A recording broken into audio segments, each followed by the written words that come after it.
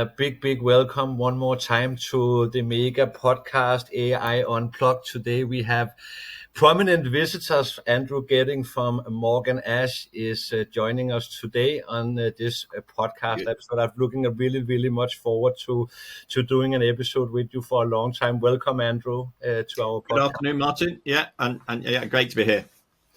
Always great. And you and me, we actually go back some time now. We met a month ago in a first event that we in Mega did in Gething Tower regarding vulnerability. So that would be some of the topic today, of course. Before we go fully into it with relevant questions and to inspire you who sit out there and look at this. This is a inspiring podcast where you will be able to take gatherings with me for all our guests on this podcast, and now today with Andrew and his journey that I'm looking so much forward to dig a little bit more into.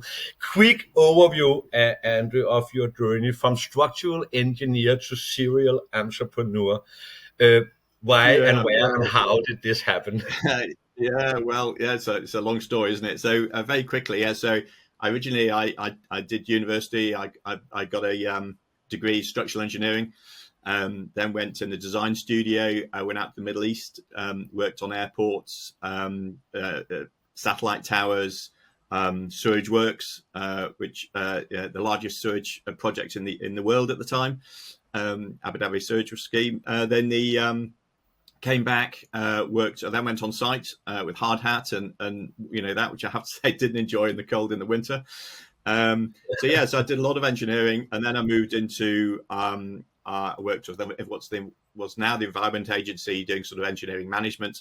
And then, through a long story, but through a group of friends, we bought an IT company out from receivership. That IT company, we had software which was in fighter aircraft. So Tornado, the European fighter aircraft, that all uses that software. We also had that software was used in space travel with rockets. I can say I have done rocket science. Not me, I have to say, but the tech team. We had a brilliant tech team who had originally come out of a company called ICL, which was in back in the day was like IBM. Anyway, we did that. We then sold out to the Americans. To a long story, all then .com, spent a year in San Francisco in an absolute mental situation of growth of .com and companies and this sort of stuff. And did that anyway. Then that all came to conclusion. Sort of the .com crash. So came back to land here, and then the same group of entrepreneurs really who started the IT company. They'd also started. So the main guy was a real entrepreneur. I mean, he started businesses for breakfast. I'm a bit more steady Eddie from that point of view. He had a computer games company. So that had grown, acquired several companies. So I joined that essentially to float it on the stock market. So I joined that and organised that and floated it on the UK stock market, which went very well. And then I was kind of, to be honest, I was a bit of a spare manager because I did that job.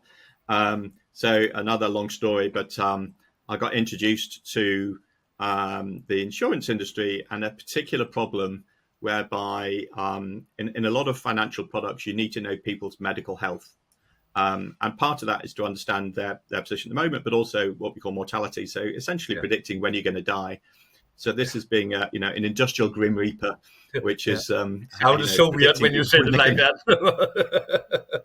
Yeah. So there's no butchering it up really, but it's if you're taking basically from an insurance point of view a bet on how long someone's going to live, you need to know their health and so forth. So anyway, that's called medical underwriting, and that was it was paper forms, it was writing to doctors, it was taking a long time.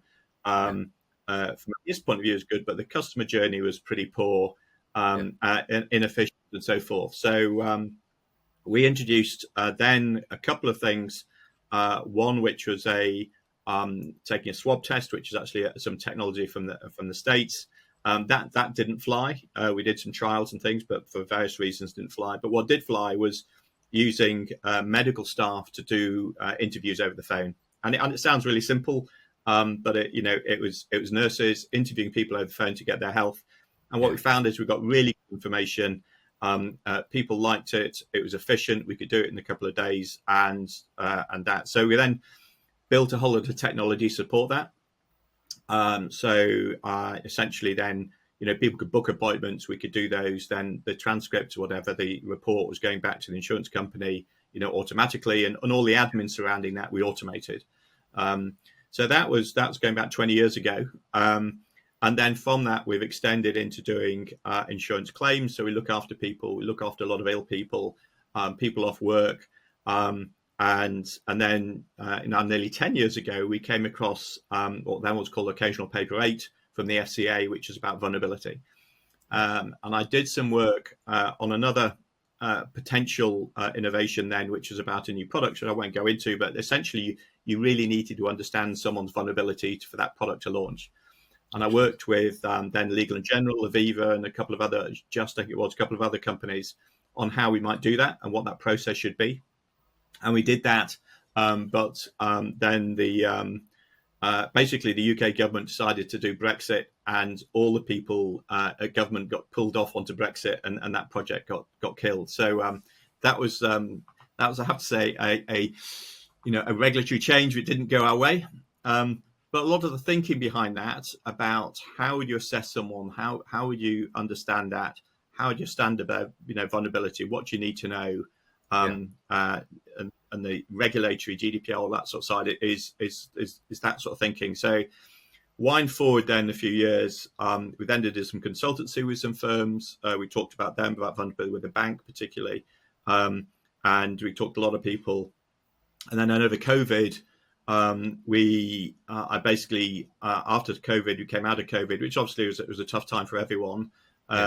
We came out of that. So I said, look, the FCA is bringing in consumer duty vulnerability management when it was in July 23, but no one's got any help how to do that, and it's not going to be easy.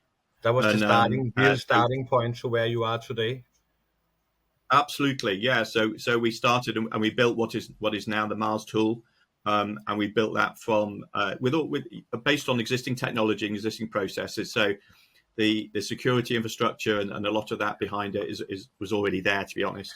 So we could build that. And so interesting, coming from a background actually where you could see you saw pain point problems actually coming from how can I simplify a process to moving over to a space that is of course both by laws these days, but also by necessarily that it is necessary to handle the world situation in another way. And I remember when I started, before I did MEGA, I was a part of a KYC company where, you had to do this know your customer check. And it took all non-financial institution lawyers and accountant people. They needed to do it by law, but it took them like an hour, 2 hours to do it.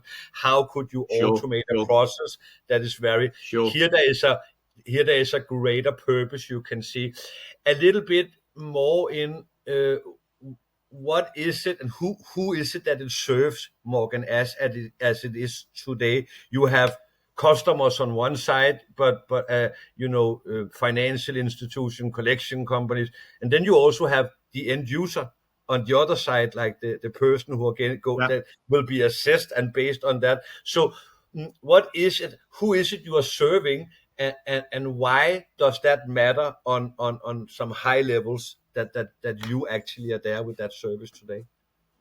Yeah, so from a moral basis, what you're trying to do is understand. We call it vulnerability, but really understand the personal circumstances of that individual, so you can serve them appropriately or better. And from a regulatory point of view, the bar says you shouldn't be making them any worse than they are at the moment. Yeah. From a customer point of view, you probably want to make their situation better. So, but from a regulatory point of view, at least not make their situation worse. And we know that's a pretty complex situation. We know that, for example, it's not just a binary, someone has this problem, they go and fix it. So vulnerabilities are compound issues. So where you have a financial challenge and a health challenge, you're more likely to get into trouble. If you've just got a health issue, you go to your doctor. If you've just got a financial issue, you can go to a finance person. Most people can sort of sort those, but once you've got two, a lot of the time you spiral down. And very much it's then, let's stop that downward spiral by intervening. But you need to understand all those other circumstances, be it, bereavement, be it divorce, caring responsibilities, elderly parent, disabled child, whatever it is. If you understand that, then you can really help people. Yeah. So that is a really soft. It's all about softness, empathy, understanding. Massively wide topic. The dictionary, the words we use for that are totally different. So a lot of from a data point of view, really intangible from that point of view. So people will say, "Oh, I've got this problem or challenge," but actually they may not be open up about what really is the problem behind them. Yeah, I think you're right. So we do a lot of work.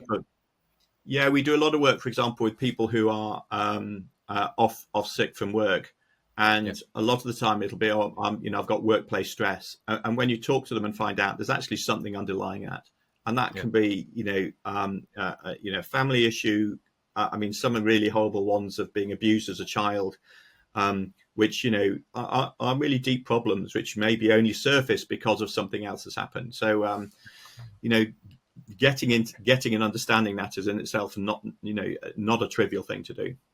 And I think that leads me into the next question. Actually, there must be, and you actually circle around what it is.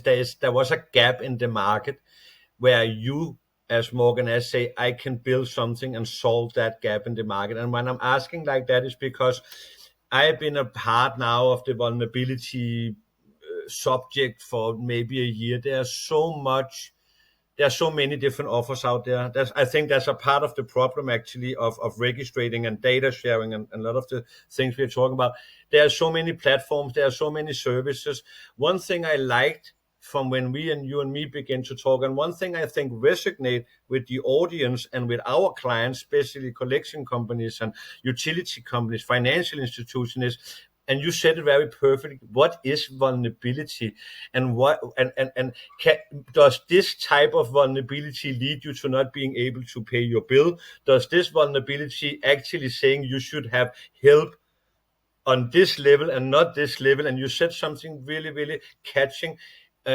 We also talked about it before. Maybe you're going through a divorce, then you are vulnerable in a period of your life. You're not vulnerable forever. Sure. Maybe you are going to a job change or a firing round, but maybe that actually came because of stress related to, you said something again, maybe you had something happen to you when you were a child, and now that comes up. Sure. So to understand those, because actually it becomes a little fluffy sometimes when you say, I'm vulnerable. Yeah, but for what and why and how and who, and how does that affect your availability to do anything, and how should I treat you if I don't understand you? So was that the problem you also saw? It was simply not, it was too narrowed down to small segment, not too low? So one of the way the FCA came out with regulation, which is the FCA, the UK regulator in financial services, came out and said they moved to having what's called principle-based regulation. So they didn't say you must tick this box or tick that box. They said you must understand vulnerability, and that's sort of the good part about that. It allows all companies to apply it appropriately for their business, as opposed to just one solution for everyone. The bad side of it is, all the financial services companies are going, well, what do I actually have to do? And because they haven't really been involved in vulnerability before, and they may have done, but sort of subconsciously, so they may, they're going, well, that's nothing to do with us. That's only for ill people, and we don't deal with ill people. We only deal with wealthy people, or, and in the debt sector, certainly that's not the case. But so they really hadn't got a tangible view of that. And when you look at a regulated environment, you need to have data on and record that data to be scalable. And we've moved to a digital world. So in days gone, years ago, when it was when we had paper, we had managers and things, and your bank manager who would know all these things in his head, but he could make decisions. Now we're in a digital world, and those decisions are not made by a bank manager. They are made by, with a set formula. Well, if you have a set formula, you need to have data behind that. So if all that formula then looks at your bank account, then you're going to get, you're not taking into account all their individual circumstances. So I have this phrase, as you mentioned, that, if Amazon did vulnerability, they would call it personalization. And it's about, if we look at this and say, it's all about understanding the consumer, understanding their circumstances and how we can treat them better. Now, that doesn't mean to say we need to all become social workers and medical experts and sort all these problems out, because a lot of them, are generally, the job is either, I'm a finance company providing a finance product, or my utility providing a gas or electric. That's the main job. But you just need to make sure that when you're doing that, you understand their circumstances. And a lot of the circumstances will make no difference. But you still need to record them, because you need to have evidence to say, well, yeah, we checked in with this person, and actually they told us they had a mild hearing loss, and that was 2 years ago. So actually, maybe we phoned them and they've not replied. Maybe their hearing has deteriorated. So because you've already got that information, so you can then project what may happen in the future as well. So it's collecting that information, and also then you may then share that information with someone else, and for them that may be very important. So and the work with you guys, if we're doing bots, you're going, okay, if they've got a hearing issue, maybe a bot's not the most appropriate. Maybe actually it's an email is going to be more appropriate. So knowing that stuff and all of that, once it's digitized, then you can apply the right process to the right person. And so we're moving from that point of view from, we have one product and we provide that, to actually we have a product, but we tailor how we communicate. We tailor the product to the individual and that side. So that's the data side. The other big side is empathy. And empathy, which is still a very human thing. And I know you're making good progress in AI and that sort of stuff to move into that area, but it's still the one human piece, which is very valuable. So, but you can, empathy, because it's mostly human at the moment, it costs a lot of money. So anything involving people costs money. So if you can digitize the vast majority of it, and then you can empower the person who's going to speak to them, saying, well, actually, I know this person has got a heart problem and I know they've got this. So actually, I've got a light in front of me. So when I do speak to them, I'm on the money. I know what to talk to them about. We can solve their problem. And I've already got, my process is already telling me what I can do for that person, be it, okay, they're going to hospital, we can give them a holiday on the loan. I've already got that approved, because, that's our process for those people who have a severe medical condition.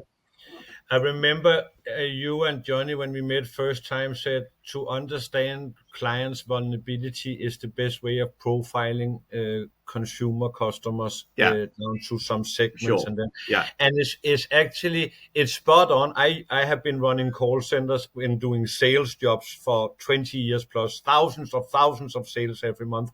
And we understood at that time, because it was all about, in a sales call, is all about understanding the client. It's all about, it has been like that forever. And it's funny when we talk about a collection situation, it's the same situation.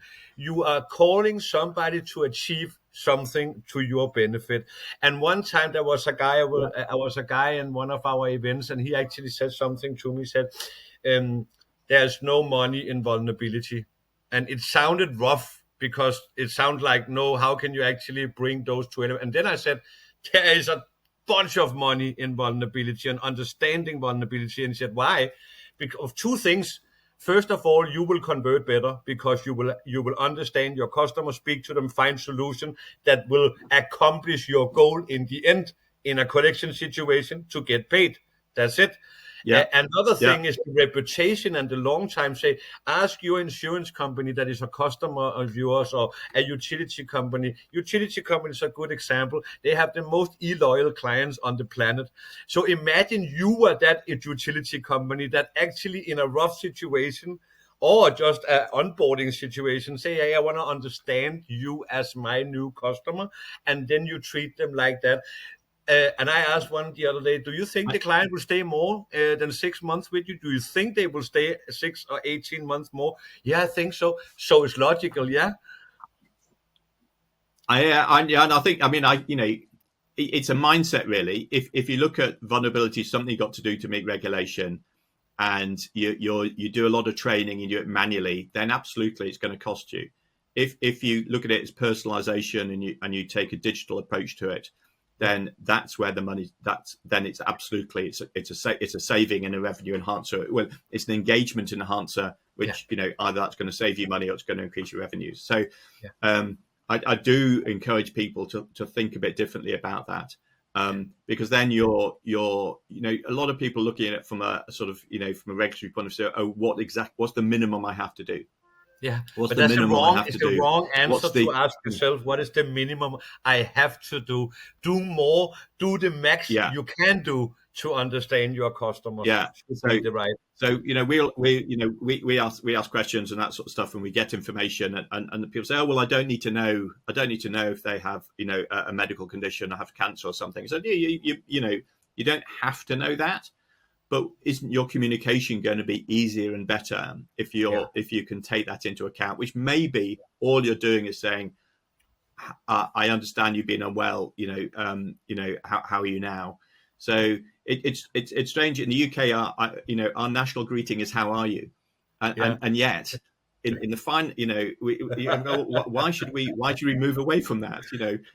We say that every day. We say that every day to our better halves and our friends and all the rest of it. So why do we suddenly go, oh no, well in business we don't want to do that. No, we just want to go. You also understand when you get greetings with your friends, some of the most valuable conversation or your best friends that you have around your family is also people who ask, how are you? And understand your situation and dig a little bit deeper because you actually have an interest, a real interest.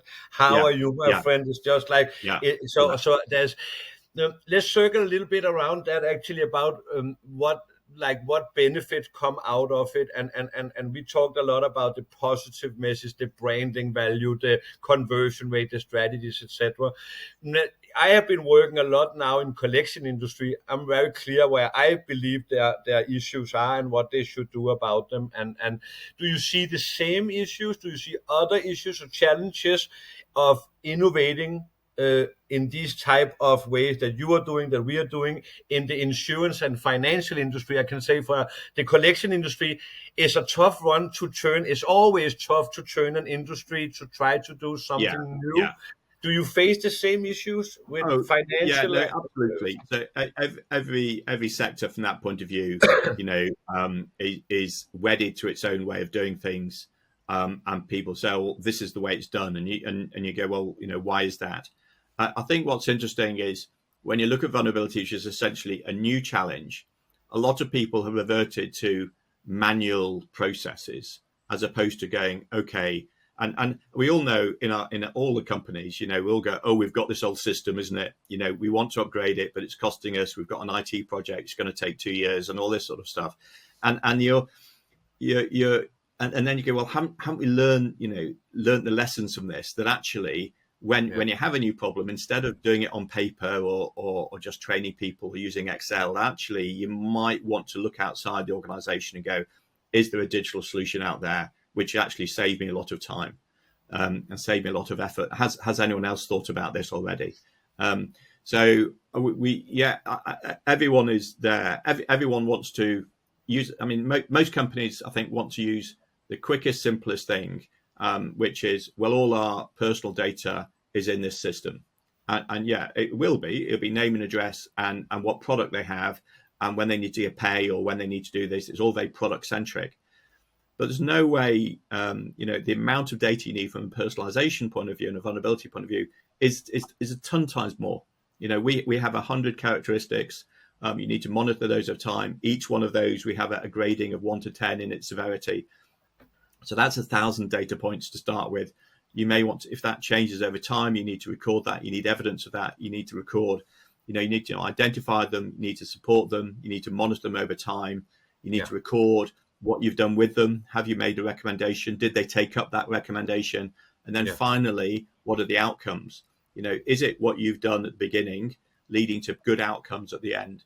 And, the FCA is very focused on, if you're having good outcomes and you can demonstrate that those with ADHD, those with cancer, those in debt, those who've got divorced, all those different groups, if in general all of those are getting good outcomes, there will be exceptions, then that's a good thing. But also, you need to identify those and say, okay, we can demonstrate that those who got divorced, for example, did get a worse outcome.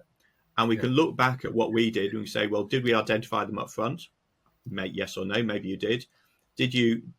What did you recommend to help them? What do we do? Was that implemented? So all those stages, I mean, as you talk about the sales side, all that, the sales cycle, did they get on as a lead? Did you talk to them? Did they go ahead? Did they buy? All those which you need in your understand all those stages, you need to be able to look at that and say, okay, well, actually, the mental health, actually, we never identified them up front. That's where our problem is. We did identify all the divorcees and those got separated. But actually, what we're recommending is we couldn't change our product sufficiently because it was a joint product, a joint mortgage, for example. We couldn't change that. Or they were separated, but they're both responsible for our utility bill, and now we don't know where one of them lives from that point of view. So all those problems, do we need to think about that so our processes around that are better going forward? So there's a need for also an innovative mind change ship for these bigger enterprise organizations that by historically have a long adaptation period, and you can just see the society, the world we are living in now. We called it awful April in UK because it was awful April in UK because it's so long time since you've seen that development in the consumer market, what's happening. So there is a need. You as a bank, as a financial institution, as an insurance company, utility company, collection company, you need to adapt faster. You need to look at solutions outside your own little world where you, as you said, can handle things. It's more complex. It also needs to, it brings in people like you that own your domain, people like me that own my domain, specialized for solving a more complex business environment that we are looking into. How do you see, especially with that also, one big thing for them are compliance. How do you make a scalable environment when in this new situation here? A lot of the biggest concern for my client is compliance wise. What can we share? What do we have? What information? Because you need to gather all this information, you need to work with it on one side, on the other side, everything is so compliant today, data security, GDPR, etc. How do you navigate and how does customer find that balance between compliance and scalability? Well, it's a big question. So it's I think to understand it, and understand. I always think go back to the moral issue. What is GDPR about? It's about not abusing people's data. And then so people look at it and we speak to the ICO. Actually, their office is actually only a few miles away from where I am today. They're about don't abuse that data.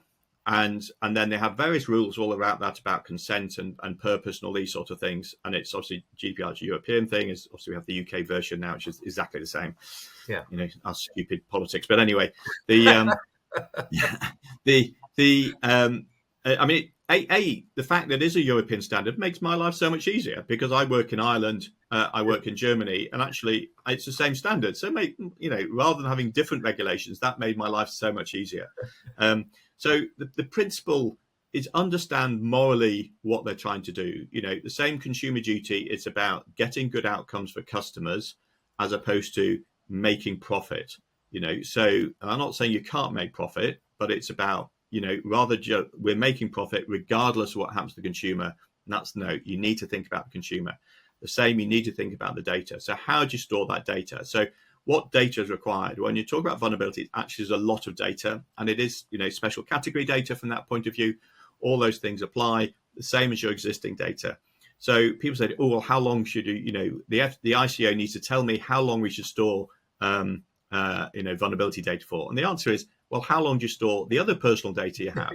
You'll store the personal data, their name and address, their bank account details, which is more precious, for as long as you have the product. And maybe 3 years or 7 years afterwards, depending on your process, Well, the vulnerability data is the same. Yeah. It's not something special. So it's very easy to go, oh, this is a big problem, hence I can't do anything. And the vast majority of it, I get going, it's not a problem.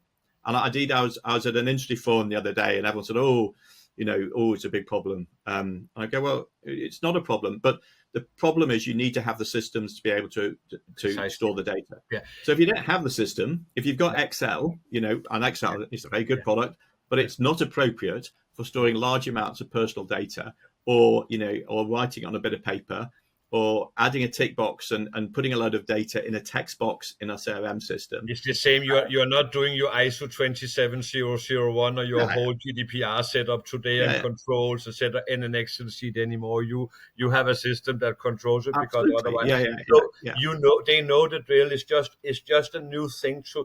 And I think the whole message in this one is to the industry: see it as regulate. See it as. I say to my client, you will be the front mover. I think you can be a leading company in your space if you take it in as one of the first one. If you do a big show about it, if you really go deep in it, you will be one of the ones that win the race. And that leads me down to, you agree? I guess. Yeah, no, absolutely. But there was a lot of firms then who actually would say, I don't want to be the first. I don't want to be an innovator. I want to follow. And that's an okay strategy for certain things. But just imagine if all your competitors then have personal data about your organization. They're holding that and they're serving them, and you're not. And you're suddenly find yourselves a year or two behind, and you're losing all your customers because other people are engaging with them in a way that just makes their life easier. We just as a company we just changed bank account. The banking is the same. They hold the money, they charge you a fee, and all that. It's not about that anymore. It's the service element. The service element is so much better. So, a lot of this is about service. There's a great thing about Amazon. They just sell stuff. It's just a shop window.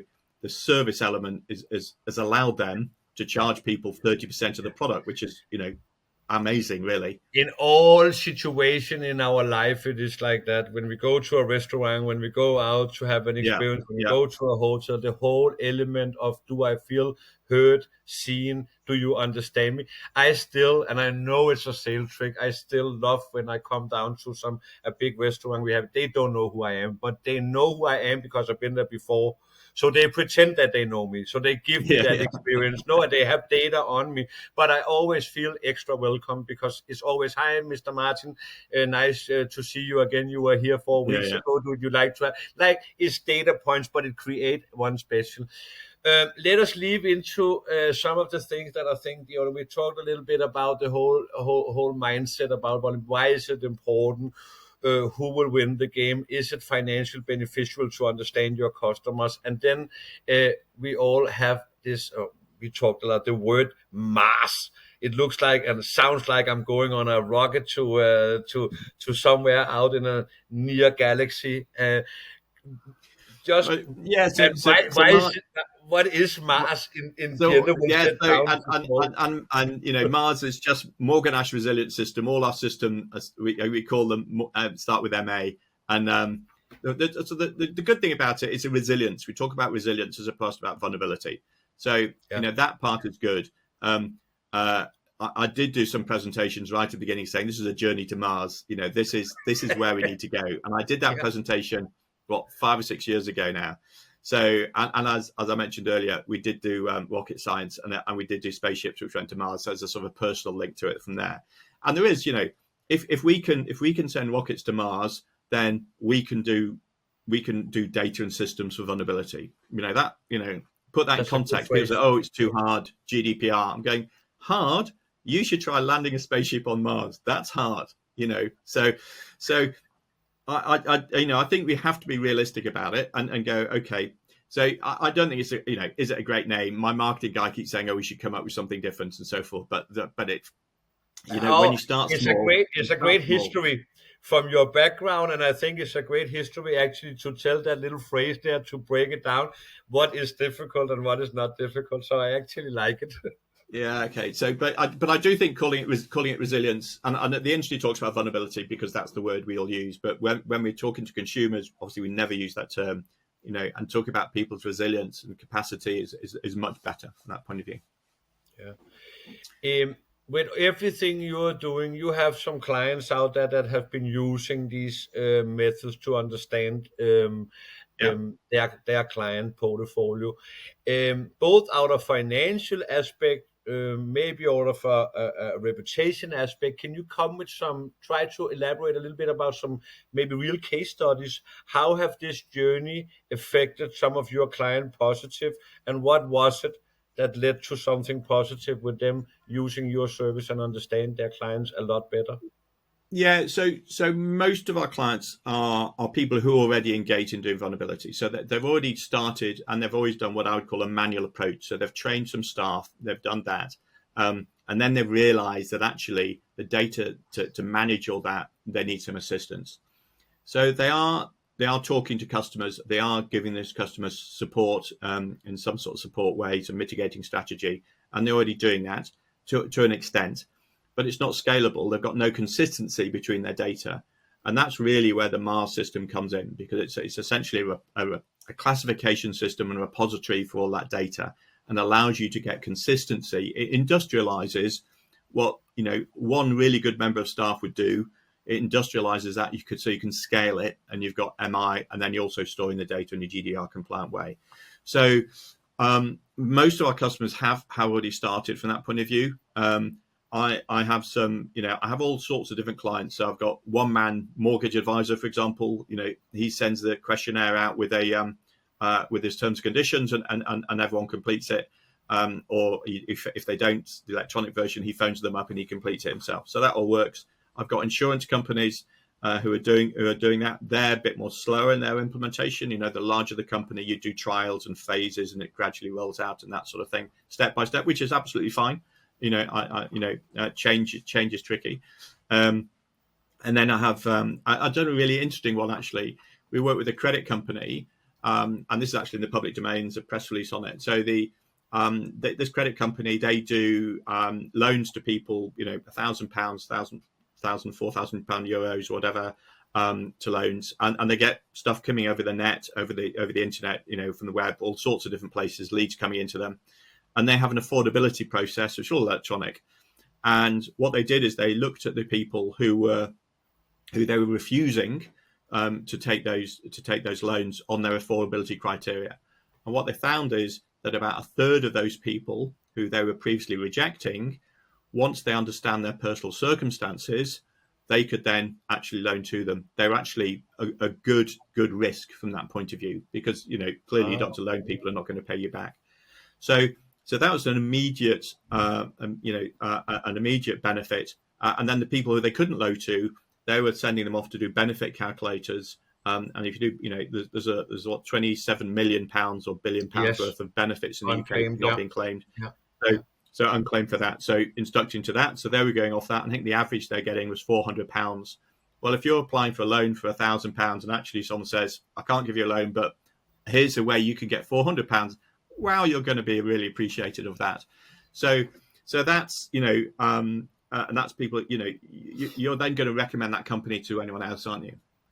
And indeed, there's a great quote from one of their customers, which came back and said, just thanks for listening. Yeah. Just thanks for listening. Wow. I think it says it all, that case story, that it actually put a fine circle around the concept of, are there money to be made to understand your customers' vulnerability? Yeah. Yes, there are, for sure. Yeah, and again, people who then are rejected coming back saying you could actually get something back in benefit. You could actually, and then you could maybe get a loan, etc. So in that process, and again, the reputation. Thank you for just listening. That was a beautiful line to end that little part of it. A few questions here in our last 10 minutes of this is a very great discussion, super inspiring. And I think for you who are listening out there, it is time to change. It is time to look into new areas to say it all start. And I think it has been for a long time, but it start with your data set understanding. adding more and more knowledge to the customer base you're working with. That's a natural thing, and that step is something that you can begin doing now. Andrew, about you and your exciting journey from a completely another space and up to this and the learning. What have you learned more about? What can you take away as a leader, as Andrew, as a personal leader today? How has that created your experience and the field you're working in now? It's a really, analyzing yourself is probably the toughest thing to do, isn't It it? is. I think I think probably one of the things as a leader, I think it's, there's trying to be strong and lead people, but also trying to listen at the same time, and involve your team, listen to what they're saying, talk to your customers. So it's an awful lot using your ears, as they say, as much as your as your mouth, listening to that, but equally and making decisions on which way to go, involving the team on that, and that judgment between sort of being strong and leading and democracy, if you like. The thought of Trump came into that as leadership, which is a horrible thought, isn't it? A horrible thought. But that I think is great leadership. Is steering the ship forward. So we're thinking of various things at the moment, and I go to my team and we talk it through and that sort of stuff. And some things we go, that's not a good idea. We can, whatever, or it's going to be too difficult for us. It's going to take too long, or whatever. But once I have the team behind me, then and quite frankly, they do all the work anyway. So. So that's really good. So that's probably the hardest challenge from that point of view. And the same when you're out talking to the environment, listening to people and going, well, some people are not going to change.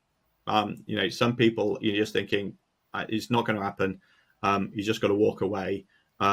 And as you do every day from that point of view, you've got to be strong, haven't you, in that sort of stuff, and not take it personally. I guess I do take it personally. I think that's probably my strength and a weakness. I'm passionate about what we do. Yeah. I'm passionate about not only what we can do for firms, but also what we can do for consumers and that.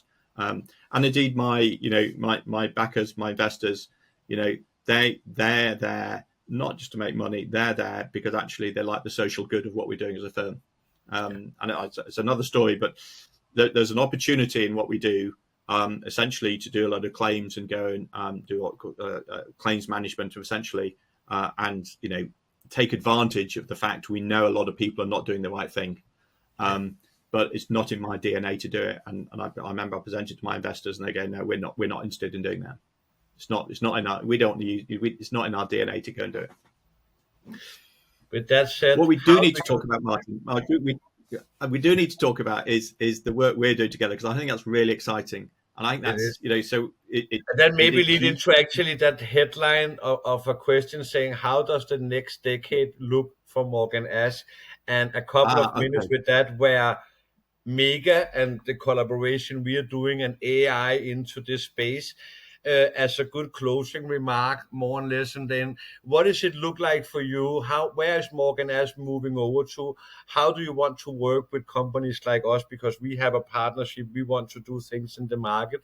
Try to give the listeners a little bit of your view of how is this journey going to develop from today and the next decade. So I'm going to say one negative of that. So AI we're hearing a ton about in the market, and AI solves all. It's a silver bullet and solves all the problem for everyone. And I get approached by everyone saying, "Oh, AI can do this vulnerability. It's dead easy." And I think like all technologies, they all have their appropriates in place, and you need to bring it. So of all the companies I've spoken to on the AI, the bit I'm excited about with you is actually using the profile information we have to then have a better an automated bot communication with that individual, which is communicating them directly, and and we'll see where the empathy gets us. We are on that journey, aren't we? But that I think in the debt sector is a really good application of AI in this space. I hear lots of other people saying, "Oh, we can identify AI by analyzing your financial records and this sort of thing," and I'm not saying that's bad, because certainly you can look at patterns of behavior and this sort of thing in financial but it's mostly financial. it's not looking at health and lifestyle issues. I also think really from a consumer engagement point of view, which is essentially what this is all about. Yeah. If you're then saying, oh, my bank, I've analyzed and all the people in your street have cancer, I'm going, well, actually, you said something important, the involvement. I think there is a human element there where we feel heard correct. again and feel involved, that you ask me, I want to understand your situation. Welcome from one utility company. Now I have taken over, I'm a collection company. Before we start this, like finding solutions, I want to understand that you sit and fill and report back is a lot more, and it's your words. And AI can do a lot of things, and then there are things where you as a human are a lot better of explaining your personal situation. Using AI for engagement.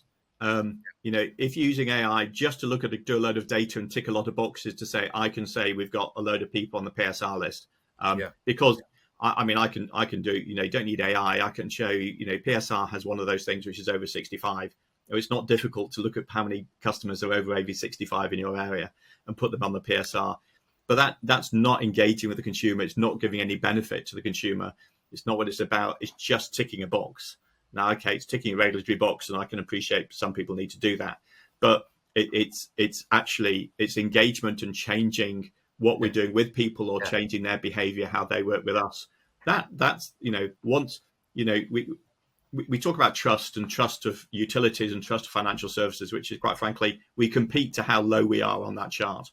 So trust comes from engaging with people and treating them better and giving them a good service and so forth. So we're at the bottom, and actually we can just raising up that chart of building engagement.